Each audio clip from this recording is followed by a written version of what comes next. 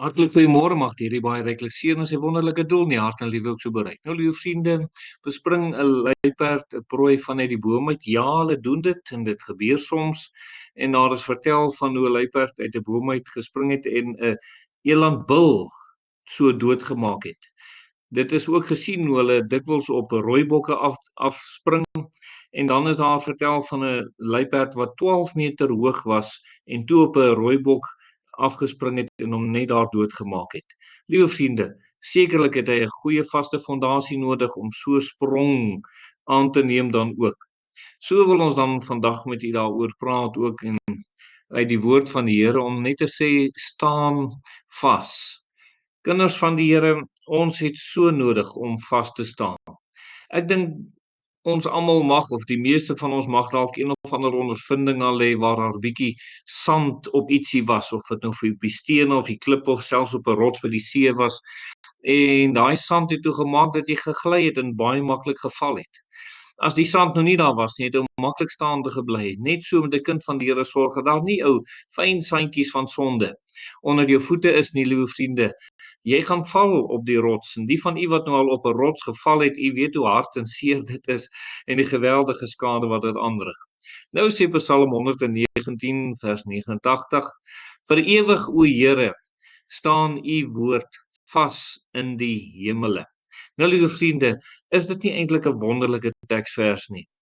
Eerstens, dis die woord van God waarvan daar hier gepraat word. En die woord van die Here gaan nie verander nie. Vir ewig sal dit so wees. Vir ewig staan dit vas. Dit sal vir ewig die orde, die norm wees waarvolgens enige mens sy of haar lewe moet inrig. En liewe vriende, en dit sal nie vernietig word nie, want die Bybel sê hierso, staan u woord vas in die hemele. So vanuit die hemel uit is dit vas, liewe vriende, en die Here het dit so gegee dat ons daarvolgens kan leef. En terwyl ons dan die woord van die Here het wat so vas is, moet ons sekerlik ag gee daarop. 2 Korintiërs 1 vers 24 sê nie dat ons heers oor julle geloof nie, maar ons is medewerkers aan julle blydskap, want in die geloof staan julle vas. En liewe vriende, is dit nie wonderlik toe ons die woord van die Here gehoor het, geglo het, toe kon dit 'n vastigheid in ons binneste bring. Nie net vir ons redding nie, maar vir elke aspek in ons as kinders van die Here se lewe. Is dit die woord van die Here wat sekerlik vas bly in ons lewe, deur die geloof verenig. En daarom moet ons opnuut dalk vandag geloof in die woord van God openbaar. En dalk nie so baie kyk na die omstandighede en al die stories nie, maar opnuut voor die Here gaan buig dan ook.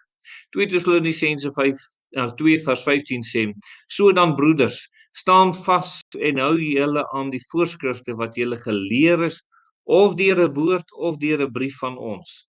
Nou, liewe vriende, as u dan 'n voorreg gehad het om in 'n Christelike huis groot te word, dan was dit mos nie verkeerd nie. Dit is dan wonderlik dat die ouers u opgevoed het in die weë van die Here en die voorskrifte wat hulle vir u geleer het, is wonderlik. As jy in 'n kerk en in 'n sonndagskool groot geword het wat die woord van die Here reg verkondig was en oorgedra is en die voorskrifte is nie voorgehou, dan moet dit sekerlik in ons harte vasgemaak word, omdat ons gesien het dat dit ooreenstem met die woord van die Here.